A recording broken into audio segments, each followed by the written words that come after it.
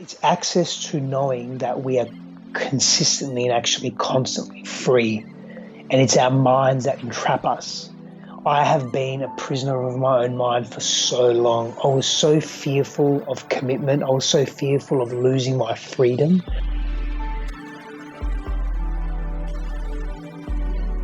Welcome to Radically Loved Radio. I am your host, Rosie Acosta, yoga teacher and teacher trainer, mindfulness coach, speaker, and creative writer.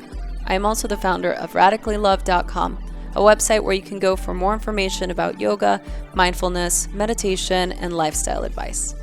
On this podcast, we talk to people within our health and wellness community that are creating content through the ritualistic practice of yoga, meditation, or overall mindful living. We hope to create value in your life so that you can achieve your highest potential and live a radically loved life. To stay in touch with us, just follow me on Instagram and Twitter at Rosie Acosta and on Facebook at Radically Loved Rosie. You can sign up for our newsletter on radicallylove.com to stay up to date on future workshops, retreats, and latest podcasts. This podcast is brought to you by Organifi. Now you can sip your way to radiant skin with Organifi's new product, Glow. This refreshing superfood naturally boosts collagen, smooths fine lines, protects the skin from sun exposure and toxins, and naturally moisturizes the skin. It's super simple to use. You simply mix 1 scoop with 8 to 10 ounces of water, and you shake it and you drink it. And in natural Organifi fashion, it's got such incredible superfoods like aloe vera, pomegranate extract, lemon powder, coconut water, rosehip powder. All of these ingredients are going to help build collagen naturally using nature's most potent superfoods. Taking care of my skin has become something so important to me, not only because I travel as much as I do, but because I know that we are what we eat. So head over to organifishop.com/products/glow so you can get your Organifi Glow pre-sale free shipping that ends in 1 day. So you can either go to the info button of this particular podcast and go directly to the link, or go to organifishop.com. That's organifishop.com/products/glow. And now back to our show. Stef Sifandos is the true vision of what a conscious man should be. Through his own transformation, he developed a deep understanding of relationships and realized he had to move from selfishness to selflessness, a lesson he passes along to others through his work today. He's a motivational speaker, an author, a coach, and truly one of the most real and authentic men I've met to date. We had such an incredible conversation. We talked about everything. Mental patterns, we talked about ritual, we talked about relationships. I'm so excited for you to hear all the wisdom nuggets that he left for us. Here is Stef Sifandos. So I can't stop smiling already. So I'm really excited to have this particular guest on this show. Number one, because I needed to fulfill my men quota. Listeners, I hear you. And the man that's on today, Stef, he's one of my favorite men out in the world of self-development and just conscious living and entrepreneurship. He is one of my most favorite inspirations to look up to in this category. So I'm really excited to have him on. So if we could all welcome Stef to the show. Oh, what a humbling introduction. Oh, you know, I try. I'm so excited. So Stef and I met Stef, when was it? A couple of months ago? I think it would have been late last year, before Christmas. Was it before Christmas? I think so, yeah. Dare I say it was, yes. This is an interesting time of the year. We're already in April, pretty much. Wow. Yeah. I'm really in shock. So we just started the conversation before we started to record. We were talking about one of the things, my intentions, right? I'm doing air quotes before the end of the year was, right? For me to travel less and to be at home more, which hasn't happened. It's April essentially, and that hasn't happened for me, but that's okay. you know, things happen, life happens, and which is actually apropos to what I wanted to talk to Steph about, because he has so many great insights and wisdom with regard to creating a life of joy and success and happiness. And I'm hoping that you will share those wisdom nuggets with us today. Yes, I'm very excited to share anything and everything. Okay, Steph, first of all, tell everybody where you hail from, where the accent's from. I hail from Perth, Western Australia, precisely Fremantle, Western Australia. However, so I was born in Fremantle. I grew up in so Western Australia. Fremantle, Western Australia is Perth itself, which is the capital city of WA, is quite an isolated city. In fact, it's one of the most, if dare I say, the most isolated city in the world in terms of the size of the city and where it's located. But I also grew up in Greece. My father's Greek, my mother's Italian. I grew up in Greece, came back to Australia when I was about five, I believe, five-ish, and then would be back and forth from Western Australia to Greece because my father's family is there and Yeah. my family's there. So I have the best or the worst, but I have there's something of both worlds in that sense, both cultures. Yeah. Well, I love, so you're Greek, Italian with a West Australian accent.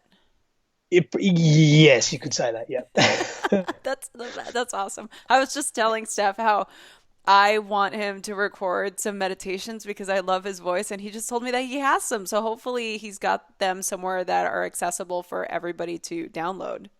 Absolutely, I do. Yes. Okay, great. Very So much so. so here's my question. And this is something that I do remember having a similar conversation at dinner, and I found it really fascinating. And I think it's such an important topic, especially where we are in this day and age with regard to cultivating sustainable and healthy relationships, right? So there's this idea of building a conscious relationship with our romantic partner or Mhm. conscious relationships with the people our coworkers or our family members. And because I really love your point of view on this, I'd really love to just hear from you what, number one, the definition of having a conscious relationship, and number Mm. two, how you've been able to cultivate that in your life, in personal life and in business. Yeah, I'll start with it. That's a great question. I love this question. I'll start with a simple definition, but I think it's a simple definition. I think yet so profound when we really peel it back. And so, for me, two people that are in And so, just to caveat something, I'll reference a normative heterosexual relationship here often, but please know that I'm speaking to any dynamic of relationship, any form of gender construct. Just fill in the gaps. It really doesn't matter. It's when two people, again, if you're in a non-monogamous relationship, it could be three, four, five people, or if you're in a corporation, it could be thousands of people. But essentially, what underpins a conscious relationship is that the two people that are involved in that relationship know that the blue sky is always there. So there may be some clouds, maybe some grey clouds, some white clouds scattered throughout the sky. There could be rain, there could be thunder and lightning. This could occur for days on end. Yet they know that the blue sky will always be there. And so what does the blue sky represent? The blue sky represents the true form and the true nature of the relationship. And if we look at a blue sky, we see stillness. We associate a blue sky with peacefulness. We associate a blue sky with feeling placid and calm. And so at the core of any conscious relationship, no matter how turbulent it may be, because that's life, that's going to happen. That's definitely going to happen. There's this fallacy that people believe, that people think that if you're in sacred union or in a conscious relationship, that everything's easy, everything's just so simple. There's no distress, there's no pain, there's no arguments, there's no disagreements, there's no fighting, there's no yelling at each other, nothing. Now, obviously, the more intense all of that is, the more work those people have to do in terms of going deeper into their shadow self, into the unchecked parts of the psyche, into Mm-hmm. the quote unquote ugly parts of self. But we're always going to have disagreements per se. That's just part of life. It's how we handle ourselves. It's how we Mm-hmm. approach that defines a conscious relationship. So people in conscious relationship know that that blue sky is always there. So when they're in the turmoil, they can reference that. It gives them a greater sense of peace. It gives them a greater sense of understanding what's happening, connecting to the wisdom and the teaching of what's happening and the unraveling of what can occur, the growth and the expansion, as opposed to being stuck in the pain and the fear and coming from old wounding. A conscious relationship chooses not to come from old wounding that has nothing really to do with the present moment besides its infiltration of the present moment. And it chooses to come from what's happening right now. Now, that's a simple definition for me. I'm very happy to go into a more, not complex, but more layered definition, if you wish. Yeah, no, I really love what you're saying. And I think that it's such a beautiful way of creating awareness around our own perception of what we think a relationship should look like, right? Mm, mm, I love what you're saying about how the blue sky is still there. I mm, find that with certain people, especially as I do life coaching and I work with a lot of my students, and I have encountered where, and I'm sure you have too, and I'm wondering if you can weave this in to elaborate a little bit more. mm. When people have a hard time believing that the sky is still blue, Yeah, right? yeah, Like they might feel like, I just don't know if I'll put it in the sense of, I don't know if I'll ever find love again, yeah, or right now this feels like I'm dying inside. yeah, yeah. I've been there. I feel so many of us, if not all of us. Mm, I'm very confident to say that all of us have been there. Very, very few yeah. people have not at some point in their life. I've I've been there, Rosie. I've been there at the point of suicide many times, and looking at suicide as a tangible option for not only ending this pain, but also putting a stop to the pain that I'm causing or inflicting, perceived to be inflicting upon others that are seeing me in this state of deep, deep distress. Because we project forward, wow, is this pain going to be here forever? Mm-hmm. And when we're asking that question, or when rather we're feeling that that's absolute truth, we are coming from an unconscious place. We're coming from a wounded place. Mm-hmm. Mm. Deep, deep wounding. Now, there's nothing wrong with coming from wounding. This isn't about wrong or right. It's a beautiful thing. But when we get stuck and fixate on that wounding being the norm and being forever, we're very mistaken. Because here's something to really tie that up. When we go to sleep at night, and you may understand this, obviously being in the space that you're in, Vedanta speaks to three states of consciousness, or four, but let's just focus on the three states: waking state, the waking state, the dreaming state, the deep sleep state. Mm-hmm. Even if we just take that and we go to sleep at night, we go through a state of being in a dreaming state, and then we go into this deep sleep state where consciousness or our awareness of our pain, it ceases for a moment or an hour or two or three. And so that there tells us something about our reality, that nothing's permanent. There's only one thing that's permanent, and that is the ultimate self, the true self. But to not go too deep into that philosophy for a moment, if we just stay with that, if we just understand that we even can find reprieve during our 24-hour period. Mm-hmm. Now, if we can do that, then imagine what we can do if we look at the circumstances differently. For me, I was so caught up in my pain. I got so stuck in my pain. Instead of asking, why is this happening for me? I was asking myself, what is happening to me? What is happening to me? Why is this happening to me? What have I done? I got locked down in this victimhood mentality, Mm-hmm. and I couldn't break free of it. And I needed someone else. I needed other people to reflect on me, to say, hey, Steph, there actually is a way through this, and here are some options. And here's how fucking amazing your life actually is. But you're not able to notice it because you're in so much pain. Mm-hmm. And so this fixation on our pain being the be all and end all, and this inability to be in gratitude, it devastates our psyche and it devastates our sense of self and our well-being. I've been there so many, many times. And I'm also deeply grateful that I've experienced that in my case, because I've learned and I've grown from it massively. Yeah, yeah, and I've allowed myself to. and it sounds like you're really coming at it from a place of gratitude, right? Even in your suffering, you Mm, personally are still coming at it from a place of awareness. yeah. And I think, well, I'm curious how much of our faith or belief system is tied into that, like that hope finding? I think it's. I'll give you an example of today, actually, too. Okay. That will be quite interesting. I think there's a difference between hope, blind hope, or blind faith, and intelligent hope. And I think blind hope and faith comes from pure desperation, and it's not grounded in anything tangible. Whereas intelligent hope is there's a willingness to understand or see or witness or feel something that we're unaware of and venture into the unknown with more of an open mindset or open eyes. Mm-hmm. And that's for me. There's a willingness there in the intelligent hope. So, for example, I've just been a little bit overwhelmed the last few days, just life in a really healthy way, in a great way, in terms of the way I'm serving, the way I'm showing up for the people that I work with, the amazing creative projects that I have on. Like, I feel really blessed, very, very blessed.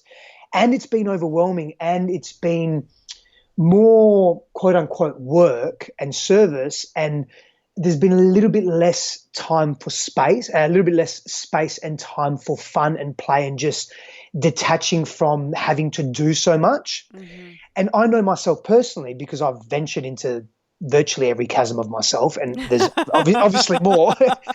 There's definitely more, but I've been deep and dark and light as well. And I know when I get like this, I start focusing on what's not working in my life, and Yeah. this is a habit that I'm breaking. And so, for example, I'm away from. I saw a video yesterday of my good friends that I used to train with every day. We would engage in movement, and just have fun and play every day for a couple of hours. And from obviously moving from Australia, being with my beautiful fiance here, and I'm super happy here in California. And I also miss that part of being back at my previous home. And so I saw a video yesterday, and I was like, oh damn, I wish I was with the guys back there and be tearing it up and be having fun. And I train a lot on my own at the moment, and that's okay. I go through these cycles, right? And at the same time, it's just a little. It's a day, 2 days, a few days. I might be feeling like this, and then next week I'll be fine. But at the moment, I'm feeling a little bit isolated in that respect. And so, and because I'm serving a lot, I'm not allowing myself to have much fun and play. My own personal patterns, I'm becoming a little bit disheartened. So I was training this morning on my own, and I was thinking, you know what? I've got a really good life. Let me just check this and really drop in for a moment, like really feel how amazing my life is, because I seem to be focusing a little bit too much to the point where it's affecting my sense of well-being on what's, quote unquote, not working in my life. And so I went through what I'm really, really deeply grateful for right in the moment. The fact that the blue sky was out, sun was shining, I'm outside training, amazing. My beautiful fiance Christine was in the gym just next to me doing her own thing, thinking, wow, I have someone that cares about me so much, that looks after me in so many different ways, that sees me in non-judgmental ways, that has shifted the way I see myself because of how she sees me, has been a beautiful mirror of compassion, the opportunities that I have access to. This conversation, Rosie, would not be taking place if I was not here in the US. Mm-hmm. And so many amazing things. I'm giving you a couple of examples, right? Yeah, yeah. Whereas before, rewind a few years, I'd wallow in my pain and my misery and my victimhood for so long. I'm talking about days and weeks sometimes. It was shocking. I mean, it's such a visceral visual that you just painted, because it really is about elevating Yeah. that frequency, right? I mean, that's essentially what you're saying. You're able to elevate yourself out of that frequency. It's like feelings like FOMO or Yeah. depression or, sadness or feeling inadequate. Those are all operating at a lower frequency, and Yeah. so the idea then is to rise above it and be able to do it. And so for the people listening, they hear this all the time, right? So this is the it's almost like the simplest fix is always the easiest, right? Yep. It's always the easiest thing. But what do you think it is about getting to a place where we can elevate ourselves that blocks us? So what blocks us from elevating ourselves? Yeah. A number of things. So firstly, our environment, who and what we're spending our time with, what we're focusing on, what we're bringing our attention to. If there's density in what we're bringing our attention to, we're going to feel and experience density. I was watching, the show Suits. Yes. The TV. Yeah, it's pretty cool. So Christine and I've been getting into it, and there was I think we're in season 8, so we're the last season, and one of the first couple of episodes, we watch it whenever we can. We haven't actually watched it for a week or two, so I think we're due. But just so you reminded me, Perfect. Thank you. Perfect. And so one of the characters says to Jessica, her partner, says, "Congratulations, you'll be the first person to sleep with dogs and not get fleas." And I thought, wow, that's a really cool statement with respect to how much our environment influences us. I think that's massive. And so we have to be very selective and conscious and aware of who are we spending our time with and why. And what are we spending our time with? What are we focusing on in our day, in our conscious waking states? I think that's very important. So, for example, if you are a lawyer and you hate the law profession and you're dealing with, say, criminals all day, how is that going to affect you if you really dislike your job or your service or your vocation and you're not passionate about it and you're not inspired by it? That's going to affect the psyche compounded day after day after day. The second thing I want to say is, and this is an Ayurvedic principle, prevention over curative. Always preventative over curative. What does that look like? That means establishing routine in our lives that serve us. So for me, I have a series of morning habits and evening habits that lend themselves to ultimately grounding me, bringing me into focus, and allowing me to expand on a regular daily basis. Expansion means, for me, am I learning something new? Am I contributing to the world in a meaningful way? And am I growing because of that? As an example of what I mean by grounding, or what I mean by creating substance in one's life, in my life. Yeah. And so I'm very happy to go through some of those morning habits, or all of them, and the evening habits as well, if you like. And we can come back to that later if you want. I definitely won't forget. Or we can continue just going where we are. Yeah, no, I like that. I mean, we can go into so many different directions, but I think if you could just, give the listeners a definition of what grounding means, and then if you could just tell us what your morning ritual is. Yeah, of course. So for me, grounding is coming from a place where I'm not reactive and I'm more responsive. So I'm more cohesive and I'm patient with what I'm experiencing. So if I'm experiencing difficulty or challenge or pain, and let me just caveat something, sometimes I'm very reactive, but if I'm experiencing highly reactive, I'm immediately slipstream back into old patterns of frustration, agitation, and aggression, and that's an undoing or a reckoning that I'm coming to terms with. But it's very rare these days. It's rarer than what it used to be, that's for sure. And so for me, being grounded is being able to be responsive and not panic in the face of difficulty. Being quite stoic in the approach. And so what that would tangibly look like is taking a few deep breaths, calming myself and asking myself, what is here for me to learn, and how can I grow through this? What's the advantage of where I'm actually at? This difficulty that I'm experiencing, the fact that my laptop, touch wood, hasn't worked for 2 days and I can't access important information. How can I actually grow from this? What is it teaching me? What is it giving me? Yeah. That type of tangible approach. Yeah. And so grounding for me, and I really honor and I'm very appreciative of what you said before we got on about the way my voice is. And it's okay. It's my accent, it's my vocal cords and the structure of my esophagus and all that stuff, or whatever contributes to me vocalizing. But it's also a mindset that I take. It's also how I choose to be in life as often as I can, which is being calm, being slow, literally slowing my thoughts and what I'm observing down so I can absorb it all. And that's a practice. I never used to be like that. I was very fast paced. I was very erratic. I was what's on the next thing. I was part of my personality per se was being hyper selfish. What's in it for me? And so I'm constantly chasing. It's like that the extreme consumerism model. What's next? What's next? I've got the latest phone, but when's the next phone coming out? I've got the latest TV. When's the next TV coming out? That type of rampant consumerism. I was the same with experiences. I just wanted more and more and more. And so I wasn't grounded. I was very reactive to life, and not reactive in a healthy way. It was, hey, I'm in a survival mode and I need to be reactive to survive. It was just everything was a survival scenario. And that's just not healthy because it was wreaking havoc with my nervous system. So that's what for me grounding means. I hope that's Yeah, no, explained it. that's a great definition because I can absolutely relate. And so in the morning when you wake up, what is the rundown of your morning to really establish that? Yeah, yeah.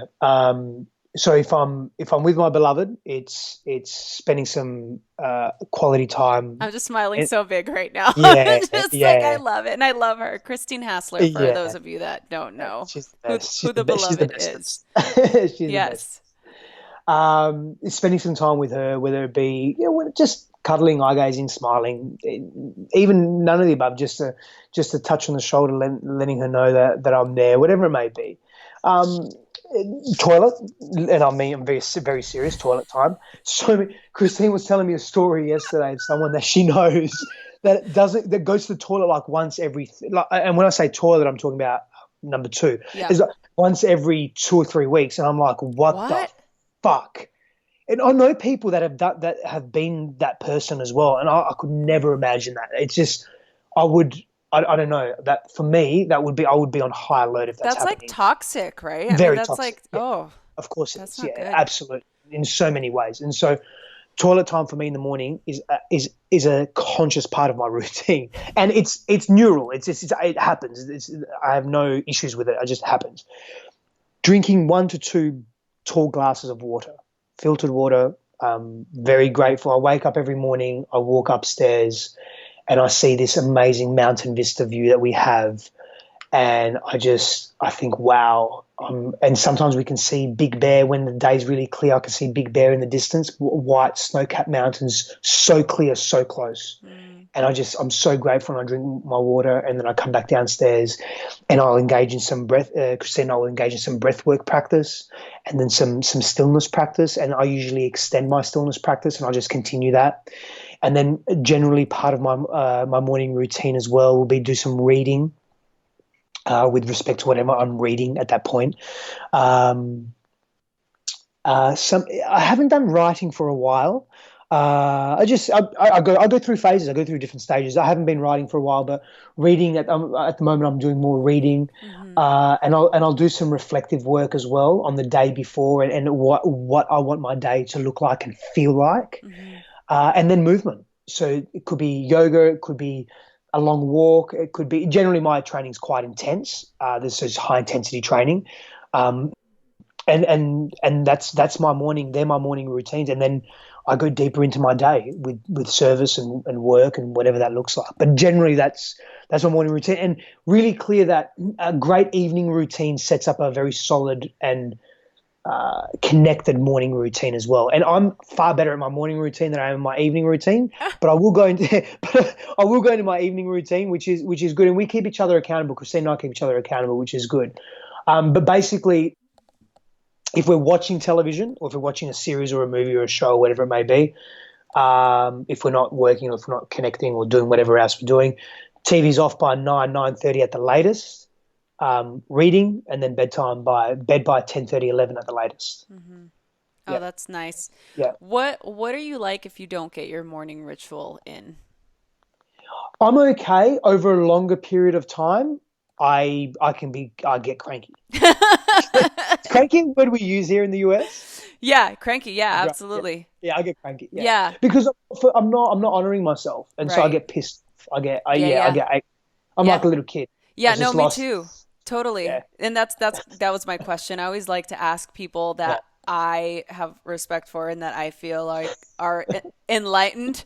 And I'm like, are you? Because I feel like I have so much work to do. I mean, I don't actually know what it's like to not do my morning ritual, but there's certain things that I may have to omit because of my schedule or travel or whatever, or if I'm on an airplane, like, and I am not a great person, in the morning. Like I swear it's really terrible. I am not I'm like a hangry little beast. Like It is not a good look.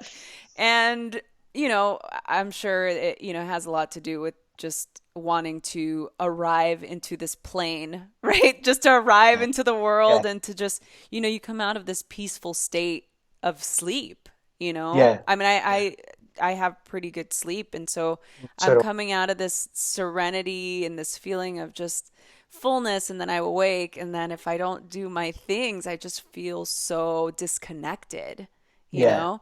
Yeah. And so, okay, well, talking about connection, well, actually, no, I want to ask you, I want to go back to something that you said. One of the things you said earlier was about how our environment is conducive to us being able to elevate to a higher state of being, right? Yes. What do you do if you have toxic people in your life or in your environment? Like you have a friend that's a little bit of a Debbie Downer, or if you have somebody at work that you sit next to that's kind of a drag, or you have a partner that's maybe not into self-development as much as you are. Yeah. Like what do people do? What's your advice for them if they're in that position? Yeah. So the short answer, and I don't mean to be facetious here, is remove those people from your life. Now, that's not the easiest answer always, and it's not necessarily the answer that's required 100% of the time. So let's backtrack a little bit. If that person or those people are consistently very negative in your life, or for lack of a better term, toxic, unhealthy in their behavior, how they treat you, how they see you, how they view you, the exchange that you have, the interpersonal relationship that's transpiring, if that's consistent, at some point you'll have to make a decision to remove yourself or remove them from your life. And what that looks like is really dependent on the circumstances. But there's generally two ways to approach this. Then there's obviously what happens behind the scenes. The first way is what I just said there, and there's no particular order. The second way is to adjust to our environment. In other words, we remain. Well, there's actually three ways. So the second way is adjust to our environment and be able to see the lessons and the teaching and the wisdom and the gratitude and what's actually unfolding here. And how can you make it work for you as opposed to against you? And how can you move out of a victimhood mentality? And that requires effort. That requires communication with that person. It requires communication with self, really understanding what your needs are with clarity, learning how then to express that and communicate that and come from a place of compassion, non-judgment as often as possible, and healthy boundaries. Yeah. And say, hey, how you're behaving is not acceptable. It's hurting me and it's upsetting me for A, B, and C. And if it continues, this is what's going to happen. Because it's not fair that that's transpiring. I'm giving you an example conversation. Yeah. And the third way is do nothing about it and continue to suffer, and essentially just be grounded in low self-esteem, low self-worth, and low self-value and low self-belief. And that is the third option is not an option that I recommend to anyone because clearly, because all you're doing is perpetuate. But so many people do that though, right, Rosie? Yeah, I'm sure you can think of people. 100%. I've done that in the past when I was younger, when I was a young teenager, and I was passive, and I was very meek in my own self and didn't trust myself, believe in myself, have a voice. I would allow that to transpire.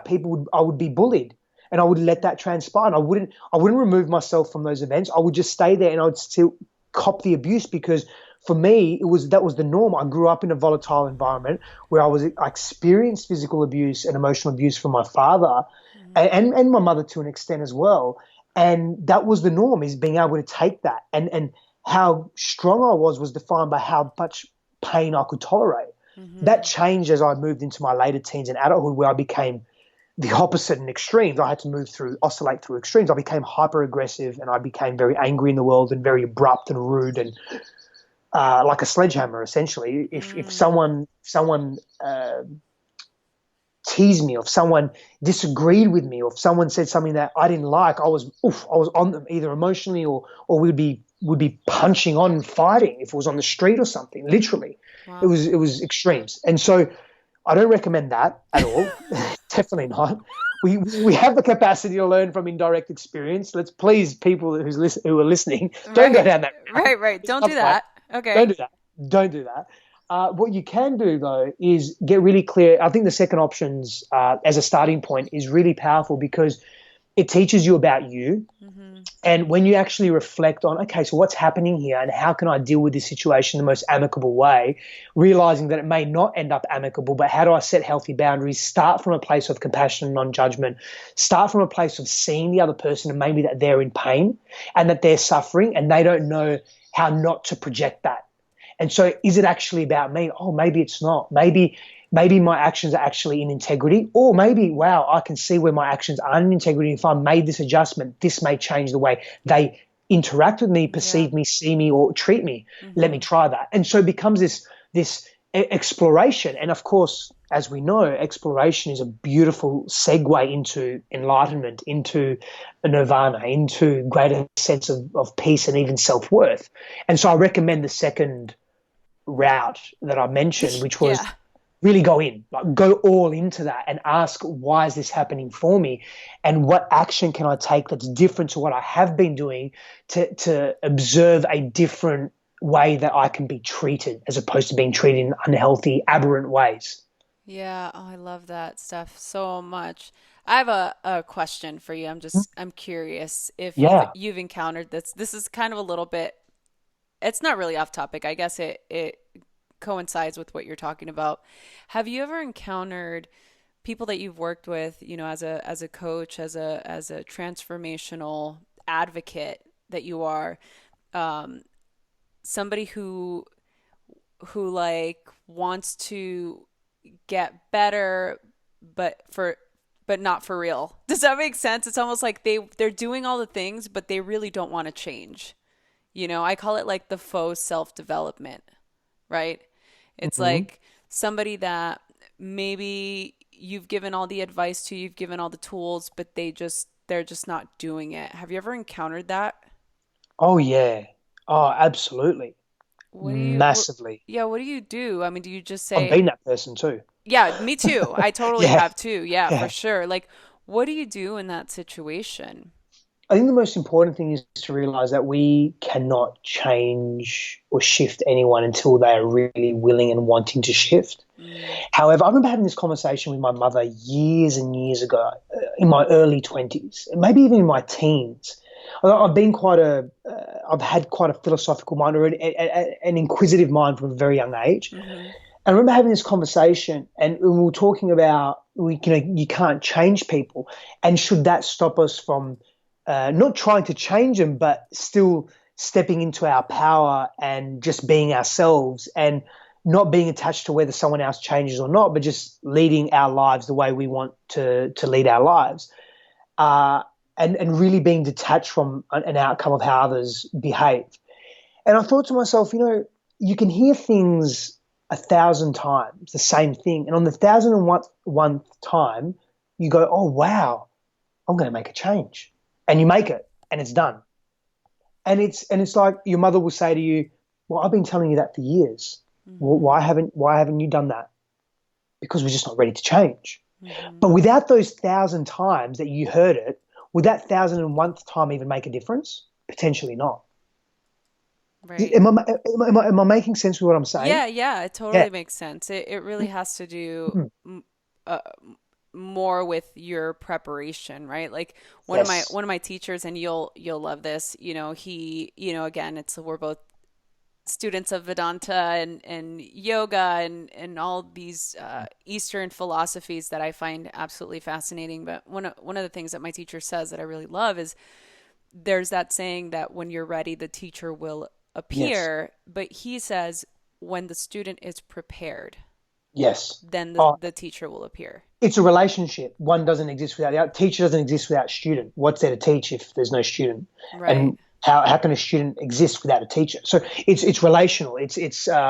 They're reliant on each other, and so that's the beautiful thing. So go back to your original question: can we just be ourselves and really show up fully, and not be attached to how others behave or not behave? Now, if it gets to a point where we revert back to the previous discussion around if someone's behaving unhealthily, we may have to remove ourselves, or we can go deeper into that and attempt to reliven the relationship, rekindle the relationship if there's something worth rekindling there. But that comes down to our own personal values and our own perception of if it's worthy or not. But we can't change people. If people aren't ready for those tools, then they won't accept them. And that doesn't mean that we can't get creative if we see that there's value in persisting. I'm a big fan of persistence, big fan of persistence. And the intention behind persistence is very important. If you're persisting because your ego says, I have to change this person, and you're coming from a hyper selfish place that you want them to change because it's going to solely benefit you, I believe that that intention is not in integrity, and it's not really useful to the well-being of the other person. But if you're saying, hey, I really have something to offer, and I understand that this person will only change when they're ready, and maybe they don't need to change right now, but maybe they just need to be loved and nurtured and cared for and seen, and even they just need to know that they're actually really someone actually is interested in them and in their development. And so I can get creative how I present that. Maybe instead of talking to them, I'm going to write them a letter and tell them about this amazing new course that I've started, and maybe they may be interested. Because if they were to read a letter, that's a very different form of communication than talking on the phone or via text or in person. So that in and of itself, that shift is like a shock factor. And so we know with immersive experiences, we receive a shock factor, we're more inclined to shift or transform or change or see something that we've seen before with new eyes, in a new way, new perspective. And so just something simple like that. Yeah. Now, we can get creative. I have clients all the time that are reluctant to go forward or go into the pain. And it's not because they don't want to or they want to be difficult or they're stubborn or they're egotistical. It's because their pain is too much. It's because that they're so fearful. I have to be creative in how I get them there. And sometimes it takes 1 session, 2 sessions, 3 sessions. Sometimes it takes me just talking about completely irrelevant stories and I tap into the unconscious parts of their psyche to prepare them for going and facing their fears. Sometimes we have to look at different pain points that aren't as intense to prepare them for this greater pain point. Either way, I've learned I've needed to be creative, and my intention is to always serve them in the best way. And if they're not ready to go into that pain right now, I'm not going to over push it. I'll gently nudge, sometimes more. And this is contextual because obviously this is a mentoree dynamic. Yeah. But even with friends, we have to respect the other person's sovereignty and individuality. I think if we come from that place, being creative, respecting their sovereignty and individuality, not coming from a place of ego, the intention is to serve, I think then, you know what? You'll figure out what answer you need and what action you need to take in order to help them or maybe not help them shift.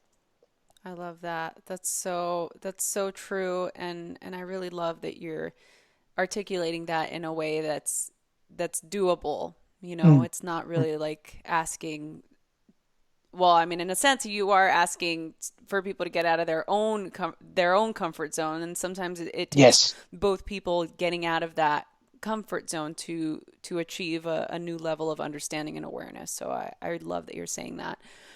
Who in your life has been your greatest teacher? Well, I've got a couple of tears in my eyes, and so the first person that came to my mind was my first 2 people, my grandparents that have passed away, who I miss dearly, and I love dearly. And so they're the 2 people that have immediately come to me, and then, so my body, the visceral reaction was tears in my eyes because I thought of my grandparents and how amazing they are as human beings. And I could run a long list of people, Christine being one of them. My parents, albeit having many different, having not been the best parents, so to speak, they also were. They taught me so much. Once I was able to move past and all the pain of it, my brother, some of my greatest friends, and some amazing teachers, swamis that I've learned from, and just so many. The list goes on. So many people in my life. But to do justice and honor to your question, the first people that came to mind, followed very quickly by Christine, of course, and all previous partners have taught me so much. My grandparents have been massive catalysts for being able to tap into more authentic aspects of myself, more core aspects of myself that I want to bring into the world, such as selflessness and compassion and certainty and security and predictability in self. Like my grandfather and my grandmother were predictable. in terms of they showed up a particular way and they honored that way. They were really in integrity with who they were. And that for me is a beautiful quality for any human being. And so it's not exclusive to men, but for men, for me, particularly because I'm a man, being in integrity, being a beacon of safety and certainty when others are interacting with you is really important for me. It's something that I have worked on diligently over many years to be that person. I love that stuff. Such a beautiful answer. Thank you for sharing that. I love that. I'm not sorry that I made you cry. I'm not sorry that you made me Okay, cry. good. What is your definition of freedom? Oh, I love this. I love this. For me, freedom is access. I'm going to elaborate on that. And it's access to knowing that we are consistently and actually constantly free. And it's our minds that entrap us. I have been a prisoner of my own mind for so long. I was so fearful of commitment. I was so fearful of losing my freedom in a cultural context, whether it be in relationship or getting a loan or a mortgage or being involved in businesses, being accountable to other people. I saw everything as restricted. Everything was restricting me, was restricting my movement. Not having enough money to do what I want was restricting, therefore I wasn't free. Everything for me was not liberating. And all I wanted to do was escape this world and go into the mountains and meditate and detach from the world.